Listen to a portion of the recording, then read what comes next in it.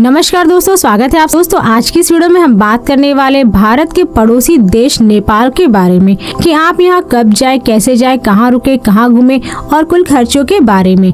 ये पूरी कंप्लीट जानकारी आज मैं आप सभी को इस वीडियो में दूंगी। तो चलते वीडियो को स्टार्ट करते हैं और बात करते हैं नेपाल की। नेपाल दक्षिणी एशिया में स्थित विभिन्न हिमालय पर्वतों से घिरा हुआ बहुत ही सुंदर देश है, जिससे इस देश को स्वर्ग का एक टुकड़ा भी माना जाता है। इसके उत्तर में चीन तथा दक्षिण पूर्व और पश्चिम में भारत देश स्थापित है। लगभग 1,47,516 वर्ग किलोमीटर के क्षेत्रफल में फैला हुआ नेपाल हिंदू धर्म का सबसे बड़ा देश माना जाता है, क्योंकि यहाँ हिंदुओं की संख्या मुसलमानों से बहुत ही अधिक है और संसार में सबसे ऊंची हिम श्रृंखलाओं की संख्या 10 है, जिनमें से 8 नेपाल में ही स्थित है और इन्हीं में से दुनिया की सबसे ऊंची चोटी माउंट एवरेस्ट भी नेपाल देश में ही है। और इसके अलावा गौतम बुद्ध का जन्म स्थान भी नेपाल के लुम्बिनी शहर में ही हुआ था, जो कि नेपाल के दक्षिण भाग में स्थित है, जो बौद्ध धर्म के लिए काफी ज्यादा पवित्र माना जाता है। और दोस्तों, नेपाल ही एक ऐसा देश है जो कभी भी किसी का गुलाम नहीं हुआ।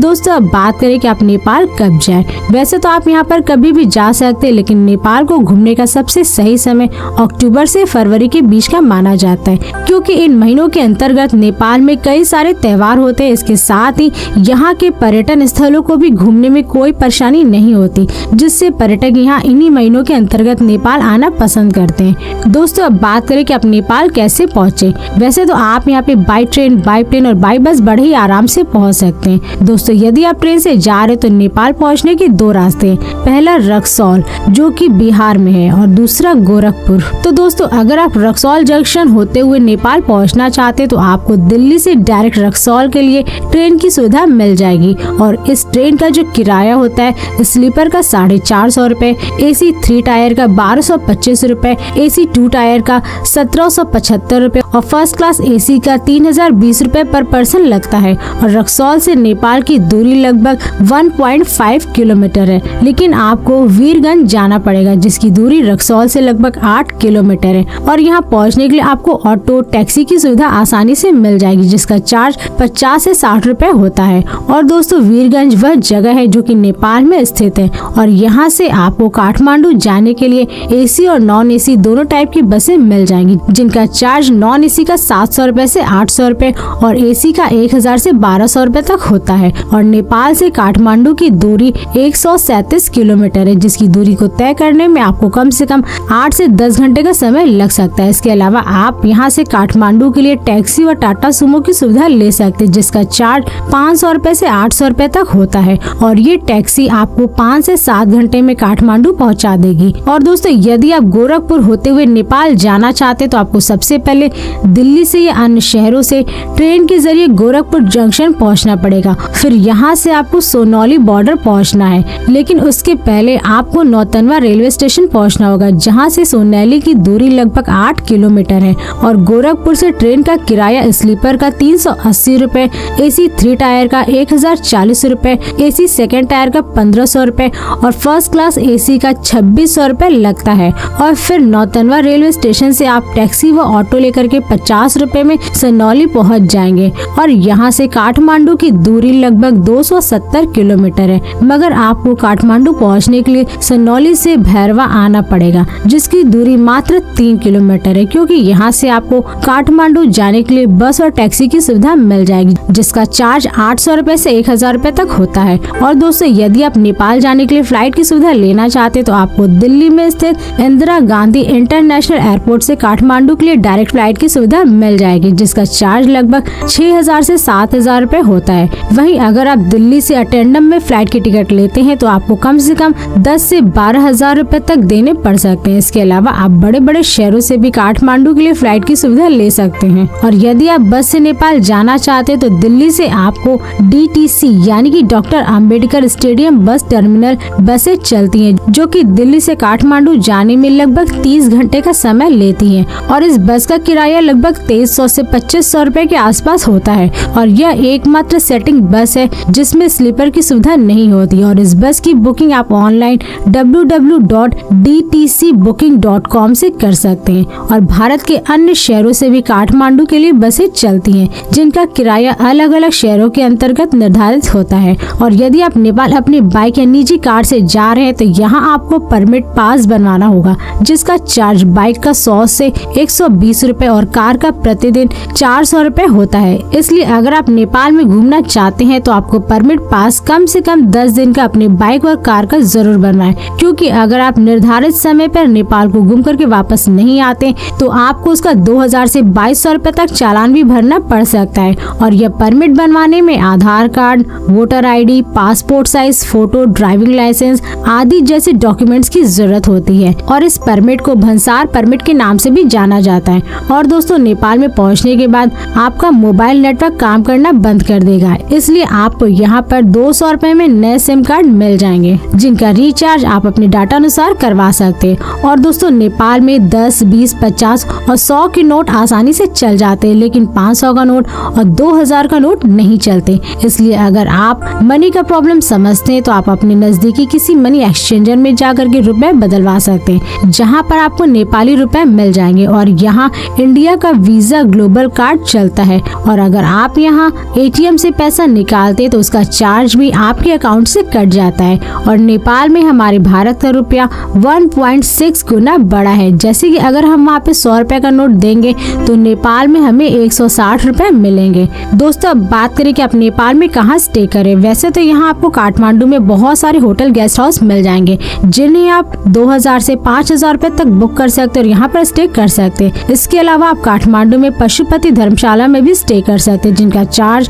800 रुपए से 1000 रुपए तक होता है। तो अगर आपका बजट कम है तो आप यहाँ पर स्टे कर सकते हैं। दोस्तों, अब बात करें नेपाल में खाने पीने की क्या सुविधा है। वैसे तो यहाँ पर आप जिस होटल में स्टे किए हैं वहीं पर आप सभी को खाने पीने की सारी सुविधा मिल जाएगी, लेकिन अगर आप वहाँ पे खाना नहीं चाहते तो आपको यहाँ पे कई सारे स्ट्रीट फूड्स, होटल, रेस्टोरेंट मिल जाएंगे जहाँ पर आप 150 रुपए से 250 रुपए में भरपेट भोजन कर सकते हैं। और यदि आप किसी और जगह का ऑनलाइन टिकट बुक करना चाहते हैं तो मैंने डिस्क्रिप्शन में अच्छी साइट्स का लिंक दे दिया, जिसकी मदद से आप सस्ती से सस्ती प्राइस में बस, होटल, ट्रेन और प्लेन तथा टूर पैकेजेस को बुक कर सकते हैं। दोस्तों, अब बात करें कि आप नेपाल में कहाँ कहाँ घूमें। वैसे तो यहाँ पर आप सबसे पहले पशुपतिनाथ टेम्पल के दर्शन कीजिए। भगवान शिव को समर्पित यह मंदिर नेपाल के सबसे प्रसिद्ध मंदिरों में से एक है और इस मंदिर को 1979 में यूनेस्को द्वारा विश्व धरोहर की सूची में शामिल किया गया था, जो कि हिंदुओं की धार्मिक आस्था का बहुत ही पवित्र स्थान है। और यह मंदिर काठमांडू से लगभग 2 किलोमीटर की दूरी पर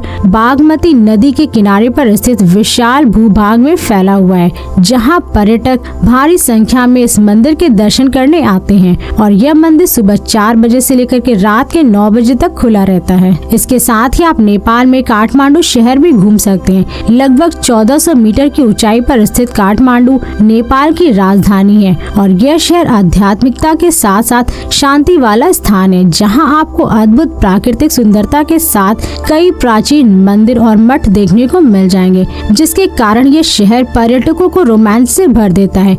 इसके अलावा आप यहाँ चितवन नेशनल पार्क का भी आनंद ले सकते हैं, जहाँ पर आपको कई तरह के हाथी, तेंदुए, भालू और गैंडे आदि जैसे बहुत सारे जानवर देखने को मिल जाएंगे। और जंगल सफारी के अलावा यहाँ आप डोंगा और हाथी की सवारी का भी मजा ले सकते हैं। और यह पार्क नेपाल के सबसे प्रसिद्ध पार्कों में से एक है, जहाँ पर हर साल हजारों की संख्या में टूरिस्ट घूमने आते हैं। इसके साथ ही आप नेपाल में बौद्धनाथ स्तूप भी घूम सकते हैं। नेपाल की राजधानी काठमांडू से लगभग 5 किलोमीटर की दूरी पर स्थित यह स्तूप यूनेस्को द्वारा विश्व धरोहर की सूची में शामिल किया गया है, क्योंकि यह दुनिया के सबसे बड़े बौद्ध स्तूपों में से एक है, जिससे यहाँ टूरिस्ट घूमने के लिए आते हैं। और अब आगे चलते हैं पोखरा। पोखरा नेपाल का बेहद ही लोकप्रिय पर्यटन स्थल है। हिमालय की तलहटी में 900 मीटर से भी अधिक ऊंचाई पर स्थित यह शहर प्राकृतिक नजारों और रोमांचक गतिविधियों के साथ महानगरों में आता है, जहां आप फेफा झील, ताल बाराही मंदिर, शांति स्तूप, डेविस फॉल और घोर पानी हिल्स आदि जैसे पोखरा के पर्यटन स्थल है, जहां पर आप सभी घूमने का भरपूर आनंद ले सकते हैं। इसके साथ ही साथ आप यहाँ पे स्वयंभूनाथ टेम्पल के भी दर्शन कर सकते हैं। यह मंदिर काठमांडू के पास में ही पश्चिम दिशा में स्थित है, जिसे राजधानी काठमांडू का दूसरा महत्वपूर्ण मंदिर भी माना जाता है। और इस मंदिर के कुछ हिस्सों में काफी ज्यादा बंदरों का निवास है, जिसकी वजह से इस मंदिर को मंकी मंदिर के नाम से भी जाना जाता है। इसके अलावा आप नेपाल के जानकी मंदिर के भी दर्शन कर सकते हैं। नेपाल के जनकपुर के केंद्र में स्थित यह मंदिर एक हिंदू और ऐतिहासिक स्थल है और यह काठमांडू शहर से लगभग 400 किलोमीटर की दूरी पर स्थित जानकीपुर धाम के रूप में विख्यात है। और मंदिर के आसपास 115 सरोवर और कुंड हैं, जिसमें से गंगा सागर, परशुराम सागर और धनुष सागर सबसे ज्यादा प्रसिद्ध है। और यह मंदिर सुबह 5 बजे से 11 बजे तक और शाम के 4 बजे से रात 8:30 बजे तक खुला रहता है। दोस्तों, और भी ऐसे कई सारे नेपाल में टूरिस्ट प्लेसेस है जहां पर आप सभी घूम सकते हैं, जैसे कि Kathmandu Durbar square, Narayan Hiti palace museum, Dakshini Kali temple, Langtang national park, international mountain museum आदि जैसे नेपाल में घूमने लायक पर्यटन स्थल है। और दोस्तों, अगर आप नेपाल जा रहे हैं तो यहाँ कैसीनो, डिस्को बार और कैफे का मजा जरूर लें, क्योंकि ये नेपाल में बहुत ही ज्यादा प्रचलित है, जिसका मजा लेने के लिए टूरिस्ट यहाँ पर आना पसंद करते हैं। और यहाँ के कैसीनो में आधार कार्ड, निर्वाचन कार्ड दिखा करके केवल भारतीयों को ही प्रवेश दिया जाता है और यहाँ पर नेपाली नागरिकों को कैसीनो में प्रवेश की अनुमति नहीं है और भारतीयों को यहाँ फ्री में शराब और बियर सर्व की जाती है। दोस्तों, अब बात करते हैं कुल खर्चों की। वैसे तो नेपाल को विजिट करने में आपका कुल खर्चा लगभग 28,000 से 30,000 रुपए प्रति व्यक्ति हो सकता है, लेकिन नेपाल के पर्यटन स्थलों को घूमने में आपका कुल खर्चा लगभग 6,000 से 8,000 रुपए के आसपास लग सकता है। मगर ये सब आपके ऊपर डिपेंड करता है कि आप इन 6 से 8,000 रुपए में नेपाल के किन किन जगहों को घूमना चाहते हैं, क्या क्या खरीदेंगे और कहाँ कहाँ रुकेंगे। तो ये सारे खर्चे आपके ऊपर ही डिपेंड करते हैं। तो दोस्तों, इस वीडियो को अब यहीं पर समाप्त करते हैं और यदि वीडियो आप सभी को पसंद आई तो इस वीडियो को लाइक करें और चैनल को सब्सक्राइब जरूर करें। इसके साथ ही बेल आइकन जरूर दबाएं ताकि ऐसे नए नए वीडियोस आपके पास सबसे पहले पहुंचे। तो फिर मिलते हैं नेक्स्ट वीडियो में। धन्यवाद।